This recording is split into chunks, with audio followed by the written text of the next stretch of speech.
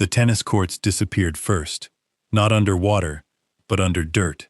By the time the wind finally died that afternoon, the bright blue surface of both courts had completely vanished beneath a thick, brown-gray layer of blown soil, and the pool deck looked exactly like somebody had dumped massive truckloads of powdered earth straight across it. Heavy sand had packed violently against the fence lines, filled the gutters, clogged the skimmers, and forcefully required the clubhouse maintenance crew to entirely shut down the pool filtration system before the expensive pumps permanently damaged themselves. At the lowest corner of the recreation area, wind-blown sediment had actually accumulated more than a foot deep, forcing the HOA to immediately close absolutely everything: the pool, the tennis courts, the outdoor cafe, and even part of the clubhouse ventilation system. Shocked residents stood silently behind yellow caution tape, snapping pictures of a disaster zone that had looked exactly like a luxury resort just that morning.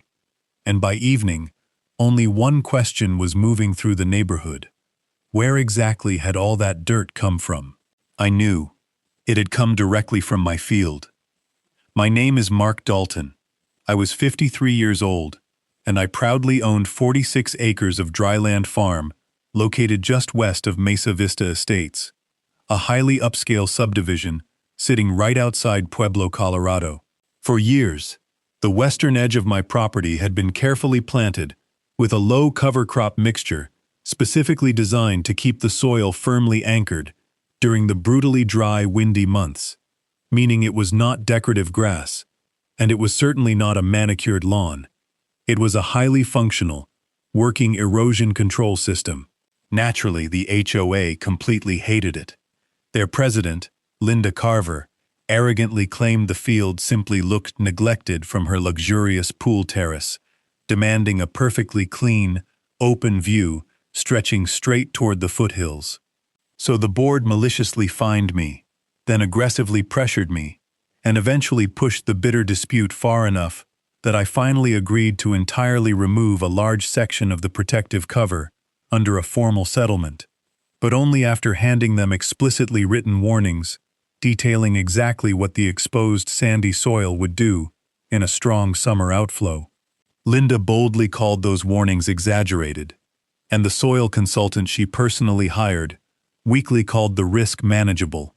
But when I called my own professional agronomist, he told them the exact same undeniable truth I had. Absolutely do not leave that much light soil entirely bare going into the dry season without a strict stabilization plan. They arrogantly insisted anyway, so I complied exactly with the letter of the agreement.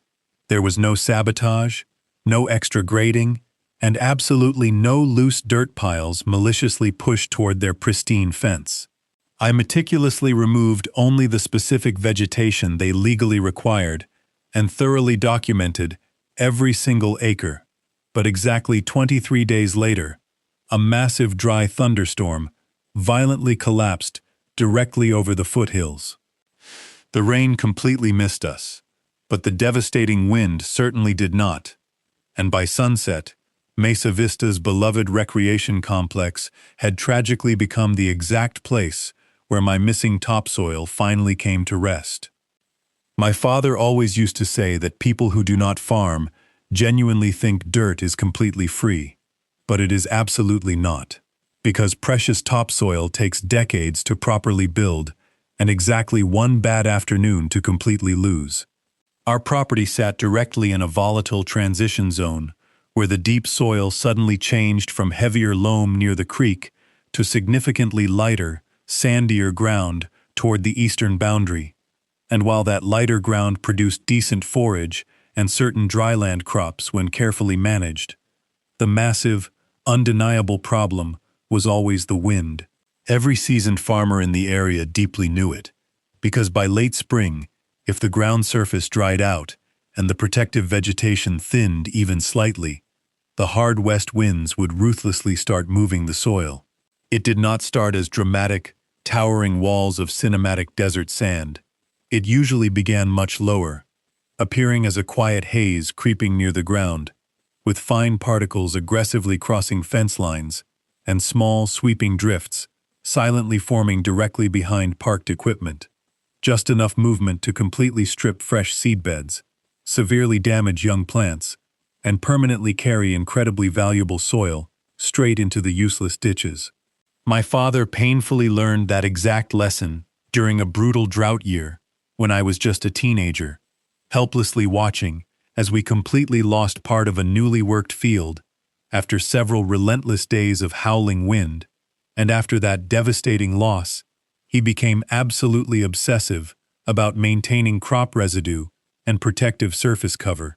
Years later, I actively worked with a brilliant agronomist named Kevin Ward to significantly improve that vulnerable eastern field, heavily utilizing a highly specific mix of low-growing cover species and strict seasonal residue management.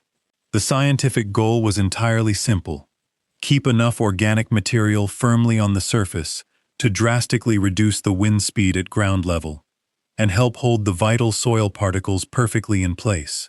It absolutely worked, and while the field undeniably looked much rougher than a manicured suburban lawn, that rugged appearance was entirely intentional. Then, Mesa Vista Estates suddenly appeared directly to the east of us, and at first, the massive luxury development did not bother me at all. The original developer wisely built a thick landscape buffer completely along the shared property line and legally acknowledged our existing agricultural operations directly in their official subdivision documents. The sprawling houses were undeniably expensive, but our working relationship remained mostly normal until the HOA enthusiastically completed a massive, multi-million-dollar recreation project featuring 2 pristine tennis courts, a resort-style pool, an expansive outdoor kitchen, a lavish fitness pavilion, and a massive sun deck. The entire sprawling complex sat slightly downhill and directly east of my open field, meaning from the luxurious pool terrace, the wealthy residents looked directly across my working acreage, straight toward the distant mountains, transforming that specific view into a massive marketing feature for the neighborhood. Then, Linda Carver became the HOA president. Linda cared aggressively about visual presentation, completely demanding that absolutely everything look intentional, perfectly trimmed, sharply symmetrical, and flawlessly curated. And my working agricultural field was absolutely none of those things. Her very first hostile letter officially described my vital cover crop as overgrown, unsightly vegetation, and I calmly explained in writing that it was strictly functional agricultural ground cover. The second aggressive letter legally called it a visual nuisance, and the third wildly claimed that blowing seeds were actively destroying their pristine HOA landscaping. An absurd accusation that completely went nowhere, the absolute moment their own hired landscaper could not identify any meaningful weed infestation coming from my field.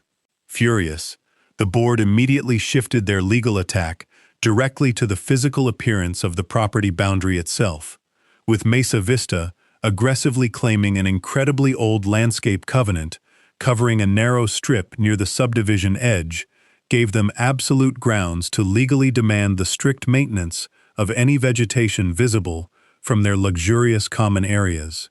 My attorney, Rachel Monroe, fiercely disputed exactly how far that vague legal language actually reached, but the bitter fight only rapidly grew from there.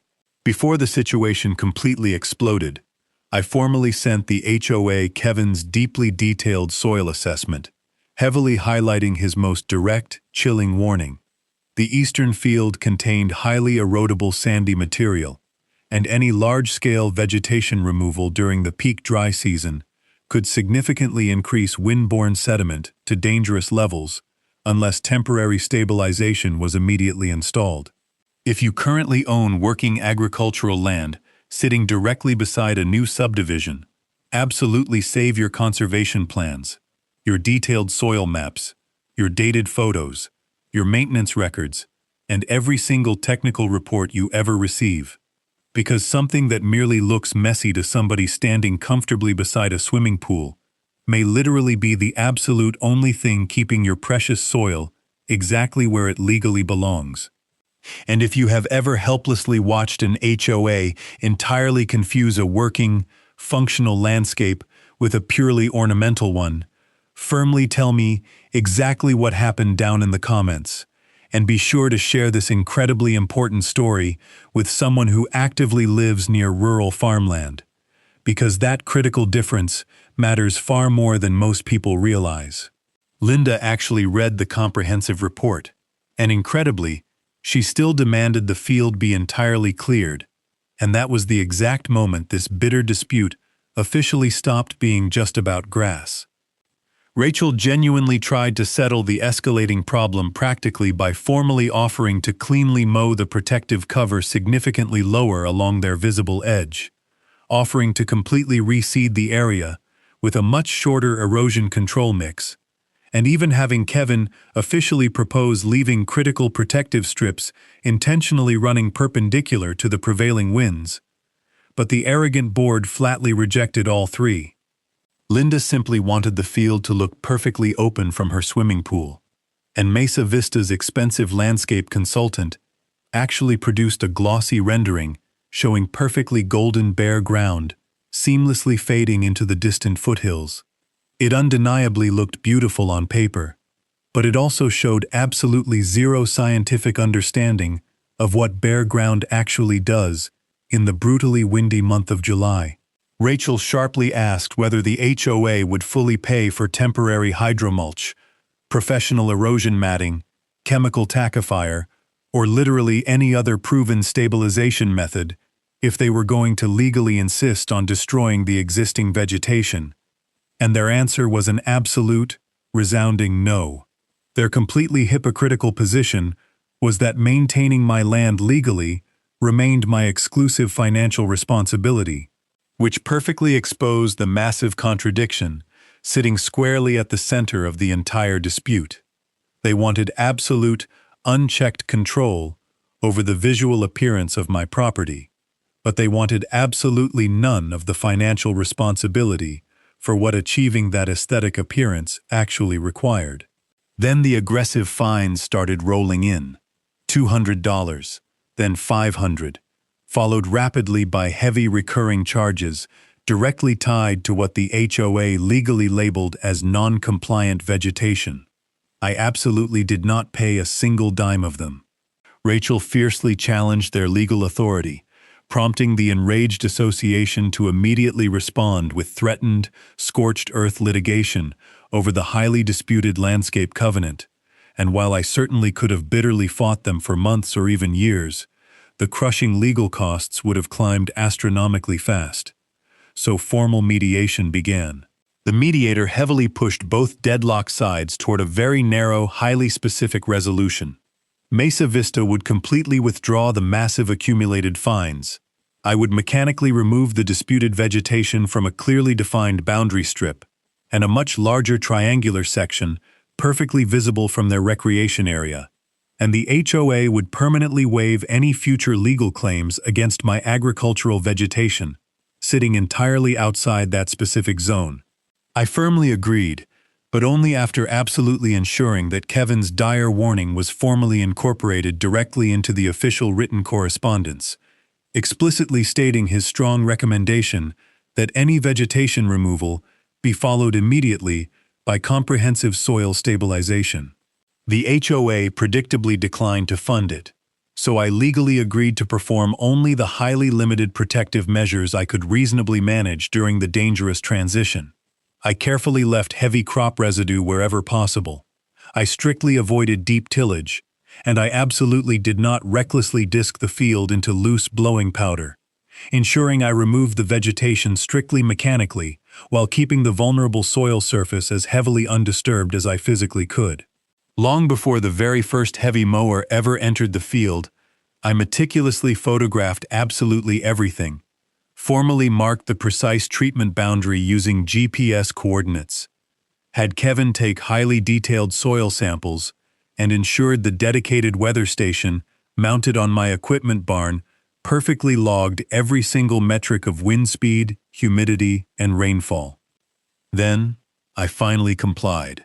For an entire week, the newly exposed area looked completely harmless. prompting Linda to joyfully send the residents a gloating email, wildly celebrating the completion of what she proudly called the visual cleanup, while the HOA enthusiastically scheduled its massive summer tennis mixer and pool social for the end of the month.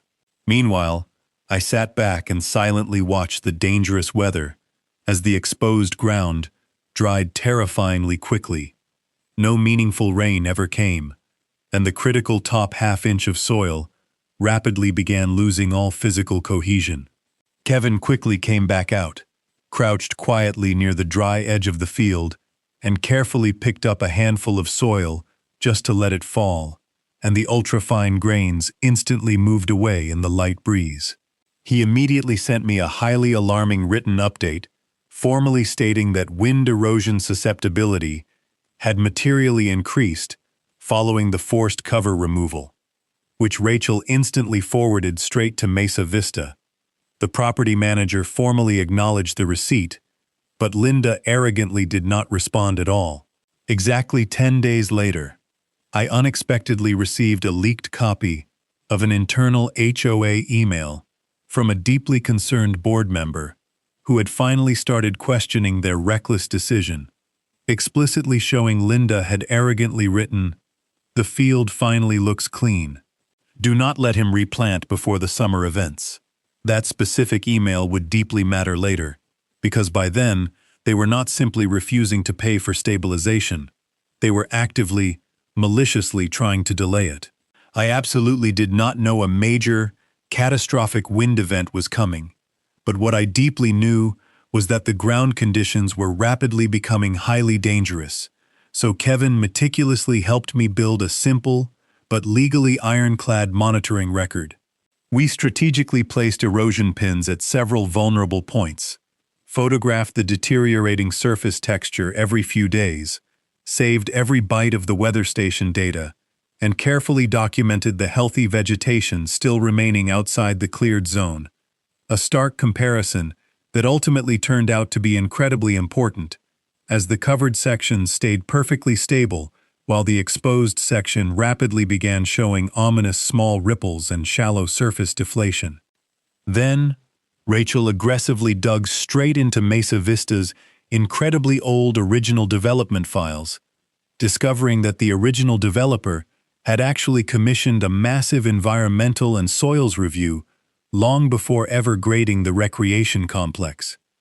Most of it focused heavily on drainage, but deeply buried in a forgotten appendix was a highly specific section detailing the extreme wind exposure coming directly from the adjoining agricultural land. And one undeniable note immediately caught her sharp attention. Existing vegetative cover provides significant wind erosion control on western adjacent soils. An even more damning recommendation quickly followed. Do not remove or materially reduce upwind ground cover without temporary or permanent stabilization plan. The entire luxury recreation area had been specifically designed with that exact existing condition firmly in mind, meaning while nobody had legally treated my field as part of the HOA's structural system, the original developer had absolutely recognized something completely obvious. Their pristine pool and courts sat completely downwind of incredibly light, volatile soil, and keeping that specific soil heavily covered vastly benefited absolutely everybody. Rachel instantly sent the explosive report straight to Mesa Vista, and this time the panicked board attorney finally replied, strongly recommending that the HOA immediately allow reseeding or another rapid stabilization treatment. But Linda aggressively pushed back, stubbornly arguing that a temporary cover would visually interfere with her precious open landscape appearance straight through the peak summer season. While the board did not formally, legally prohibit me from stabilizing the entire area, they maliciously continued arguing over exactly what type of plants would perfectly satisfy the vague settlement, dragging their feet until I was desperately preparing to seed a low-profile emergency mix, just as the National Weather Service suddenly forecast severe dry thunderstorms and incredibly strong outflow winds. Kevin urgently called me that very afternoon, explicitly telling me to get absolutely whatever temporary protection I possibly could onto the most dangerously exposed sections, and I frantically started immediately. We rapidly applied chemical tackifier to part of the field and desperately set heavy straw on another section, but there was simply not enough time to completely cover everything. The devastating storm arrived the very next day. Rain heavily fell over the distant mountains west of us, and from my farm, I could clearly see massive dark clouds hanging menacingly above the foothills, while the bright sunlight still hit the exposed field. Then, the temperature violently dropped. The first massive gust hit hard enough to brutally bend the massive cottonwoods, and within mere minutes, the incredibly loose soil rapidly began moving. At first, it stayed ominously close to the surface, but then the howling wind fiercely strengthened, and a massive, blinding brown sheet aggressively lifted straight from the exposed zone and raced violently east. I instantly slammed the heavy barn doors shut, rushed my 2 employees safely inside, and then slowly turned to look directly toward Mesa Vista, watching as their expensive pool umbrellas were already violently collapsing. Their tennis nets violently snapped in the screaming wind, and terrified people frantically ran straight toward the clubhouse. The blinding dust reached the luxury recreation complex less than a minute later, and my high-definition security camera flawlessly captured the entire devastating thing.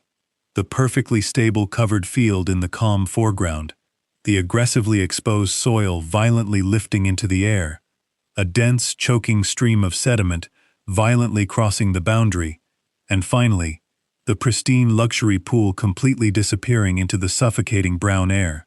That single, irrefutable video instantly became the absolute clearest piece of evidence in the entire case.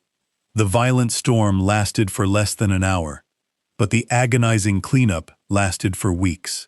When the choking air finally cleared, the stark difference between the fully covered and the dangerously exposed sections of my field was absolutely undeniable. The intact vegetation had lost very little soil, while the forcibly cleared zone showed extreme, highly visible scouring. The absolute deepest loss was only a few inches in places, but when spread massively across acres of land, that represented a truly enormous amount of physical material, and unfortunately for the HOA, much of it had traveled directly east, where Mesa Vista sat perfectly trapped, right in the devastating deposition path.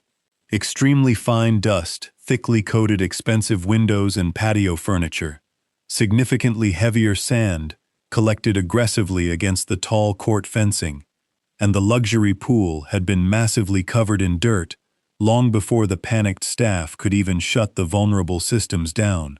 Thick sediment deeply entered the skimmers and instantly clogged the expensive filters.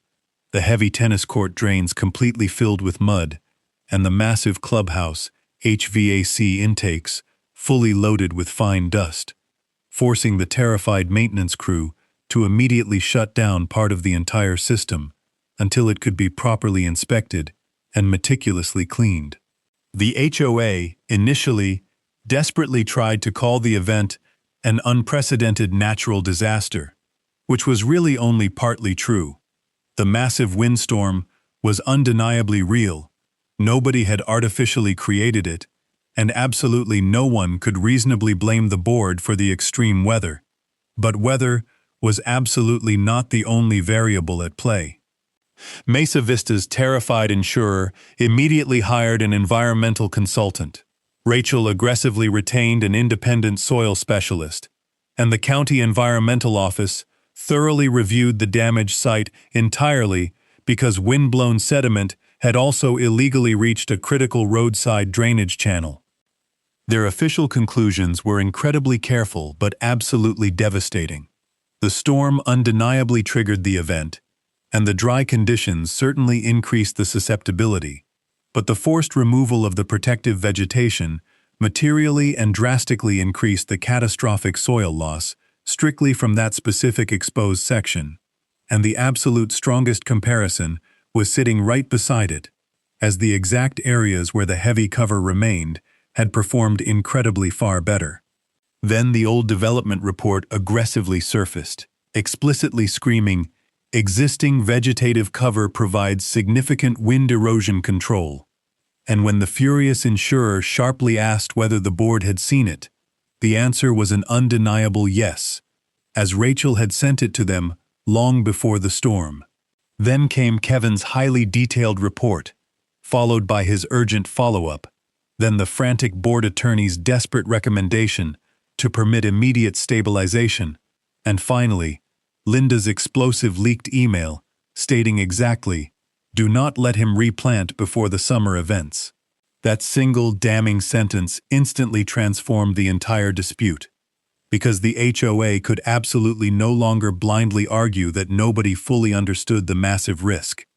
They had been explicitly told by my professional agronomist. They had been loudly warned by their own historic development records. Their own highly paid attorney had strongly advised extreme caution, and the sole undeniable reason for aggressively delaying the fix was absolutely not safety.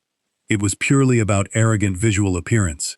The power dynamic shifted completely, not just because the storm perfectly proved every single scientific prediction exactly, although it did, but because the ironclad evidence undeniably showed the board had willfully and knowingly chosen sheer aesthetics over a heavily documented erosion control concern, and now, the massive financial cost of that arrogant choice was literally sitting directly inside their luxury swimming pool. Mesa Vista's massive recreation area remained entirely closed while the agonizing cleanup officially began, starting with an incredibly expensive vacuum contractor actively removing tons of heavy sediment straight from the pool basin, while the entire complex filtration system had to be fully disassembled and extensively serviced. Several heavy pumps miraculously survived, but nearly all the vital seals and filters had to be completely replaced, while the tennis courts desperately required highly abrasive industrial cleaning, with one specific surface sustaining such severe abrasive damage where the wind-driven sand had completely scoured the specialized coating that it later had to be massively resurfaced. Incredibly fine dust deeply penetrated the sealed outdoor electrical cabinets and completely ruined the expensive lighting housings, causing the massive repair bill to climb terrifyingly quickly, which prompted the HOA's terrified insurer to demand a formal, highly structured causation meeting. Kevin confidently attended, and so did the insurer's own consultant, the county environmental specialist, Mesa Vista's deeply stressed attorney Rachel, and an independent soil conservation contractor. Absolutely nobody tried to claim my cover crop had been some sort of magical, impenetrable wall capable of stopping all dust, because that would have been entirely absurd. But the final technical conclusion was far more devastatingly credible. The vegetative cover aggressively reduced the near-surface wind velocity and heavily helped hold the sandy soil together, meaning that forcibly removing it massively increased the sheer amount of dangerous material available for airborne transport. The massive storm certainly supplied the brute force, but the illegally exposed field supplied significantly more loose sediment than it ever would have under the previous, heavily protected condition. The county immediately required full stabilization of the disturbed acreage because continued bare soil could easily create massive additional off-site sediment problems, and that official government order actually helped me immensely, because for the very first time in months, absolutely nobody was debating whether the field looked perfectly tidy. The absolute only priority was keeping the ground firmly in place. Defeated, Mesa Vista entirely agreed to a massive restoration plan, dictating that a highly effective, low-growing erosion control mix would be densely planted across the entire disputed zone. Critical windbreak strips would permanently remain along strategic sections, and temporary mulch, alongside chemical tackifier, would heavily protect the surface while the vegetation properly established. The HOA was legally allowed to request reasonable height management near their precious view corridor, but they absolutely could never again demand bare ground. Then, the massive financial liability was finally addressed. The ironclad settlement did not make Mesa Vista responsible for the actual storm, but it absolutely made them fully responsible for the devastating consequences of their arrogant enforcement decision, where the evidence undeniably showed they had insisted on vegetation removal, despite explicit, heavily documented warnings. Their insurer begrudgingly covered part of the staggering recreation damage, but the association was completely forced to absorb massive deductibles, uncovered cleanup costs, astronomical professional fees, and a huge portion of my soil restoration costs. My massive accumulated HOA penalties permanently remained fully withdrawn, and Mesa Vista also fully reimbursed the highly agreed-upon costs for my soil restoration and all professional assessments connected directly to their forced removal. The total financial impact reached well into the deep six figures once the extensive pool service, the heavy court work, the massive environmental cleanup, the replacement landscaping, the numerous consultants, and the crushing legal expenses were all completely tallied. Then, the furious residents finally saw the leaked emails. At the very next HOA meeting, the massive clubhouse was absolutely overflowing, and Linda desperately tried to weakly explain that absolutely nobody could have accurately predicted that exact, specific storm. While that was technically true, an incredibly furious resident stood up and asked a vastly better question. Why exactly had the board arrogantly delayed the critical stabilization after being explicitly warned the soil was highly vulnerable? There was absolutely no convincing answer. Another enraged homeowner fiercely wanted to know exactly why the old developer report had completely not been reviewed long before the aggressive enforcement even began. And another angrily asked why arbitrary visual standards had been treated as vastly more important than the expert advice of highly qualified soil professionals. A massive, heavily supported recall petition rapidly started that very night, forcing Linda to completely resign in absolute disgrace long before the official vote could even happen. The brand new board immediately repealed the incredibly toxic policy language that had been wildly used to aggressively pressure adjoining agricultural land into maintaining dangerous, bare-looking view corridors, and comprehensive technical review permanently became completely mandatory before the association could ever again seek the removal of any vegetation actively serving drainage, slope, erosion, or critical wind control functions.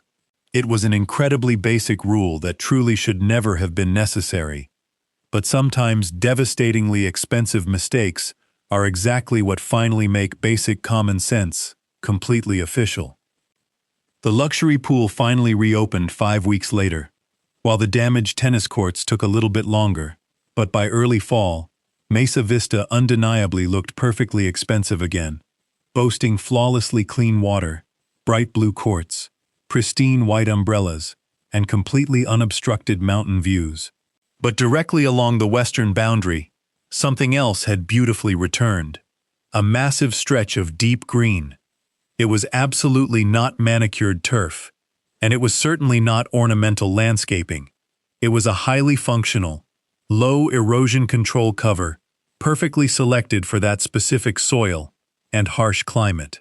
From the luxurious pool terrace, it simply looked like a thin, vibrant band stretching across the field, and absolutely nobody ever complained about it again. The humbled new board even voluntarily paid for part of a massive windbreak planting directly on its own property, which completely made sense considering their expensive recreation complex had always been built completely downwind, and now they finally treated that absolute geographical fact as a critical design condition rather than strictly my personal problem. My field successfully recovered too. We undeniably lost some incredible topsoil, and you absolutely do not simply put that back overnight. But the absolute worst areas were completely stabilized, rich organic matter was heavily added, and the protective cover beautifully returned. By the very next spring, the deeply rooted soil flawlessly held through several incredibly strong wind events without a single major loss. People sometimes ask me whether I felt deeply satisfied when I helplessly watched their pristine tennis courts get completely buried. And the answer is absolutely no, because that dirt came directly from my farm, meaning every single inch of soil, piled massively against their expensive fence, was something I had permanently lost, and I would have vastly preferred the destructive storm had simply never happened. The truly satisfying part only came much later.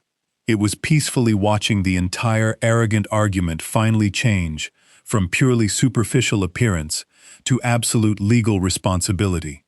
Linda had spent months treating my field exactly like pretty scenery owned by someone else, but it was absolutely not scenery. It was fiercely working land.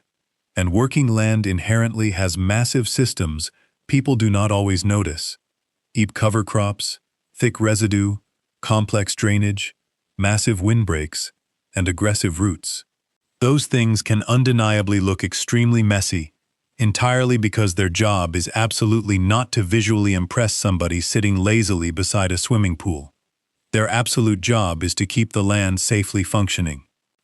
If you currently own any property where natural vegetation strictly controls critical erosion, complex drainage, slope stability, heavy dust, or dangerous runoff, vigorously document exactly why it is there, long before anyone arrogantly pressures you to forcefully remove it. Save the detailed soil reports, the comprehensive conservation plans, the dated photographs, the precise weather data, the expert recommendations, and absolutely every single written warning. Because when conditions eventually change, the ultimate question is never who complained the absolute loudest. It is strictly who perfectly understood the massive consequences long before the irreversible change was ever made. If you think Mesa Vista completely crossed the legal line by aggressively forcing strict aesthetic standards onto highly functional, working erosion control vegetation, definitely tell me your thoughts down in the comments. Would you have stubbornly fought all the way through a bitter court battle, or smartly accepted the settlement strictly after documenting the ironclad warning? Share this incredible story with someone who proudly owns land right beside an overreaching HOA. Save the video if you deeply enjoy satisfying property rights cases where undeniable science and hard evidence completely beat unchecked arrogance. And be sure to subscribe for more amazing stories where a quiet, legally binding document eventually becomes vastly more powerful than an entire board full of angry, uninformed opinions.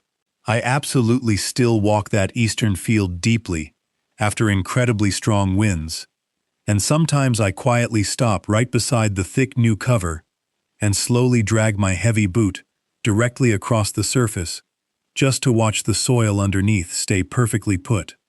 And that is truly all I ever wanted.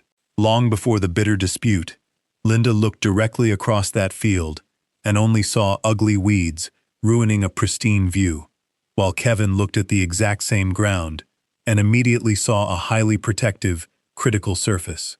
But my father would have seen something even simpler: beautiful soil completely worth keeping. That very first devastating summer storm brutally settled the entire argument in the absolute worst possible way. They arrogantly thought the tall grass simply made my farm look entirely neglected, but the screaming wind flawlessly showed them exactly what that grass had been holding perfectly in place.